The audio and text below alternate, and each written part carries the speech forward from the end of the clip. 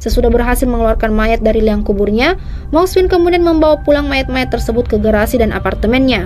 Di sana, mayat-mayat tadi kemudian diawetkan. Hai guys, welcome back to my channel. Di video kali ini kita akan membahas tentang sosok manusia aneh lagi. Jika sebelumnya kita pernah membahas tentang Felicity Cadleck yang terobsesi dengan boneka zombie dan menikahinya, maka kali ini kita akan membahas tentang sosok pria yang terobsesi dengan mayat. Pria ini mengoleksi boneka mayat yang dia curi langsung dari kuburannya. So, bagaimana kisahnya? Let's go!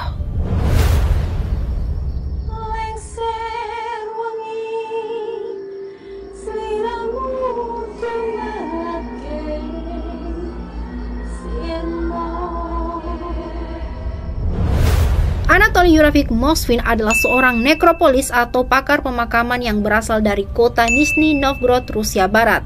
Dari luar, penampilan Moxfin mungkin tampak seperti pria tua biasa dengan latar belakang yang terpelajar. Tapi siapa sangka, di balik penampilannya tersebut, dia menyimpan rahasia yang sangat menakutkan.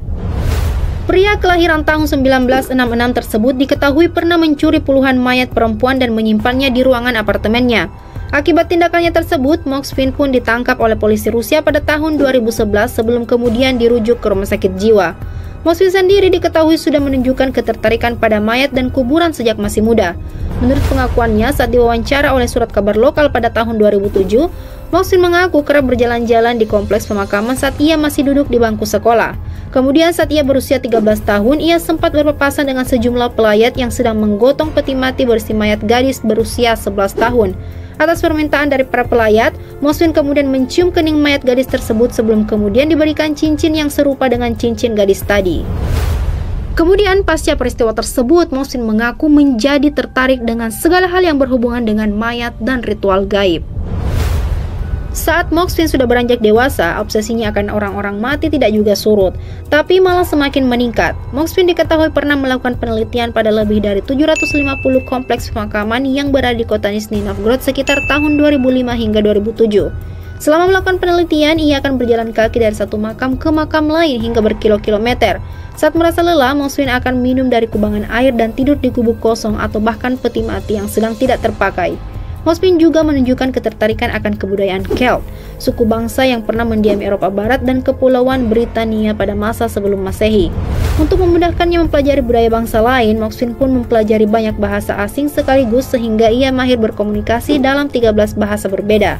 Dengan melihat begitu tingginya dedikasi Moxfin di bidang akademik, tidak mengherankan jika Moxfin kemudian dipercaya menjadi dosen di Universitas Kota Nizhny Novgorod dan begitu dihormati oleh orang-orang di kampusnya.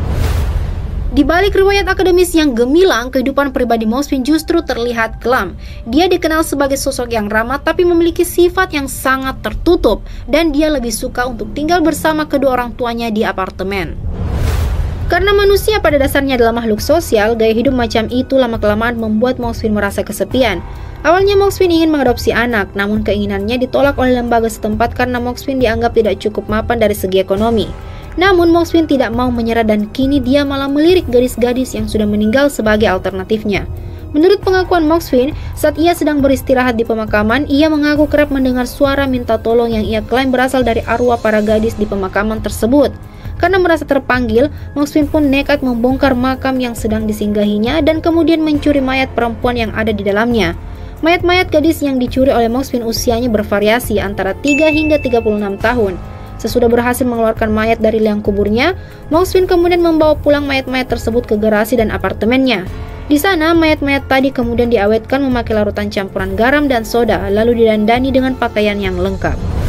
Moxfin memandang mayat-mayat yang sudah berpakaian lengkap itu sebagai anak angkatnya sendiri.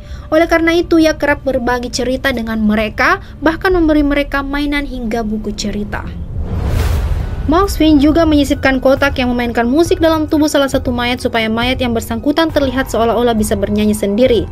Karena Moxfin sangat lihai dalam mendandani mayat-mayat tersebut, orang tua Moxfin pada awalnya tidak merasa curiga karena mereka mengira mayat-mayat tersebut hanyalah boneka biasa yang berukuran besar.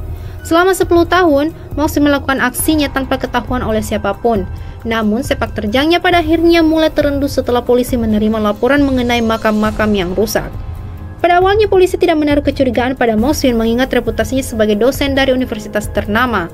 Namun setelah polisi menemukan kecocokan antara lokasi-lokasi makam yang rusak dengan kompleks pemakaman yang pernah disinggahi oleh Moxfin, polisi pun mulai mencurigai Moxfin.